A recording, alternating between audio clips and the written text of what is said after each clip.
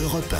Le grand direct des médias, Jean-Marc Morandi. Et le fait média du jour, c'est donc le CSA qui sanctionne les chaînes de télé et les radios pour leur traitement des attentats du mois de janvier dernier. Jérôme Ivanichenko, bonjour. Bonjour Vous êtes notre expert média et le CSA a donc décidé de frapper un grand coup. Oui, quelques jours après les événements dramatiques de janvier, le Conseil supérieur de l'audiovisuel avait réuni les différentes chaînes de télévision et les radios pour engager une réflexion collective sur la manière dont elles avaient couvert les attentats. On imaginait que cela constituait une étape préliminaire avant d'éventuelles sanctions. Eh bien, elles sont tombées hier. Les sages se sont donc penchés dans le détail sur le travail des antennes sur cette période. Ils ont visionné et écouté quelques 500 heures de programme.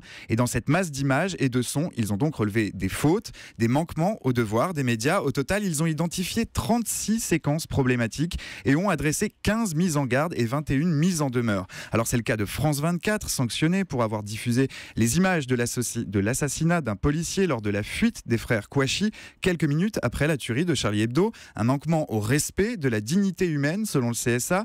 Même sanction pour iTélé et LCI qui ont diffusé trop tôt des éléments susceptibles d'identifier les auteurs des attentats, ce qui pouvait contribuer à troubler l'ordre public. Quant à la diffusion d'informations sur la présence de personnes cachées dans les lieux de retranchement des terroristes, elles ont amené le CSA à mettre en demeure à la fois TF1, France 2, BFM TV, LCI et RMC. Les sages ont considéré que ces informations rendues publiques à un moment où les terroristes pouvaient encore agir constituaient une grave mise en danger des personnes. Et une autre séquence a particulièrement retenu l'attention du CSA. Oui, c'est l'annonce en direct de l'assaut lancé par les forces de l'ordre contre Saïd et Chérif Kouachi, retranchés à Damartin en Goël. Là, les médias sont beaucoup plus nombreux à avoir relayé cette information. Il y a des chaînes de télévision, BFM TV, Euronews, France 2, France 24, iTélé, LCI et TF1, des antennes radio aussi, Europe 1, France Info, France Inter, RFI, RMC et RTL. Le CSA considère que la diffusion de cette information aurait pu avoir des conséquences dramatiques pour les otages retenus par Amédi Koulibaly dans l'hypercachère de la porte de Vincennes.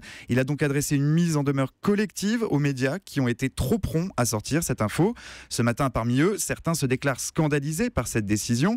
Pour eux, les sanctions adressées par le CSA indiquent qu'il faudrait donc cesser d'informer. Les différentes antennes pointées du doigt seraient même en train de réfléchir à une réponse, de s'organiser pour contester collectivement ce qui est qualifié de décision grave pour la liberté d'informer. Alors avec nous en direct pour en parler, Nicolas Abou, président du groupe de travail déontologie au CSA. Nicolas Abou, bonjour. Oui, bonjour. Merci beaucoup d'être en direct avec nous sur Europe 1. Vous avez entendu la colère des chaînes de télévision et des radios. Est-ce qu'il faut cesser d'informer tout simplement dans de tels cas ? Je crois qu'il n'est pas question de cesser d'informer.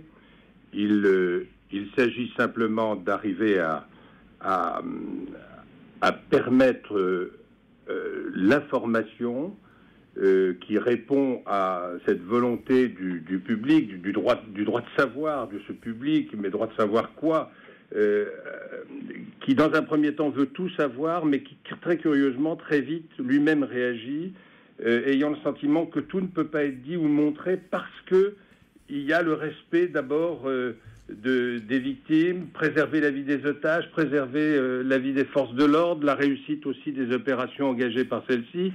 Donc on voit bien qu'il y a là un carrefour des droits et des libertés, et la loi place le CSA au cœur de ce dispositif et lui demande donc d'essayer de garantir à la fois le droit à l'information, mais aussi le respect du droit applicable, c'est-à-dire l'ordre public. Ouais, on comprend bien, Nicolas Abou, mais quand on voit la quantité de sanctions, de l'aide que vous avez envoyée, ça veut dire quoi ? Ça veut dire que les médias sont irresponsables pour vous ? Parce qu'il y a quand même des journalistes, des gens qui connaissent leur métier, il y a des spécialistes. D'abord, il y a un fait, c'est que nous ne jugeons pas du travail des journalistes.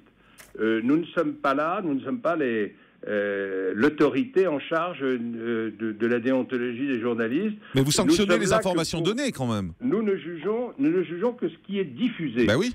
Mais c'est diffusé par des journalistes et choisi d'être mis en ligne par des éditeurs. Oui, c'est diffusé par des éditeurs de chaînes et donc ou de télévision ou de radio. Et nous pensons que tout peut être dit ou peut être montré, mais qu'il y a un rythme certainement à respecter pour ne pas compromettre ce que tout le monde a perçu, et la réaction du public a été extrêmement claire, c'est qu'il n'est pas question de compromettre en quoi que ce soit la vie des personnes. Bien sûr, c'est une évidence. C'est une évidence, mais manifestement, ça n'a pas l'air d'être une évidence pour tout le monde. Et je me souviens de l'intervention du procureur Molins, qui dès le 7 janvier à 17h, insister auprès de l'ensemble des médias en disant surtout, soyez prudents, ne compromettez pas la traque qui est engagée contre les frères Kouachi, ne livrez rien, ne mettez personne en danger, bien évidemment. Mais Nicolas Abou, malgré tout ce que vous dites, quand même clairement, c'est que les chaînes ont mal travaillé. Vous dites, on ne juge pas le travail des journalistes, mais quand vous faites plus de 20 mises en demeure, ça veut quand même dire que les gens ont mal bossé. Non, ça veut dire que lorsque des chaînes cassent leur programme et deviennent toutes des chaînes de télévision ou de radio d'information en direct, il est évident que sur toutes ces heures, il peut se produire soit par le biais d'interviews, soit on l'a vu avec un parlementaire, on l'a vu avec des experts sur les plateaux, on l'a vu dans des tas de circonstances, sur des familles. Il peut se produire que des éléments soient livrés, et risquent de mettre en péril la vie de personnes ou d'opérations conduites extrêmement délicates. Ouais, on a bien compris. Merci Nicolas Abou d'avoir été avec nous. Vous êtes membre du CSA, président du groupe de travail de déontologie. Les chaînes devraient répondre. En tout cas, on vous le disait tout à l'heure avec Jérôme Ivanichenko, les chaînes, les radios sont en train de réfléchir pour savoir si elles doivent faire un communiqué commun pour répondre au CSA. On aura l'occasion de vous en reparler. Merci Nicolas Abou, membre du CSA, président du groupe de travail de déontologie.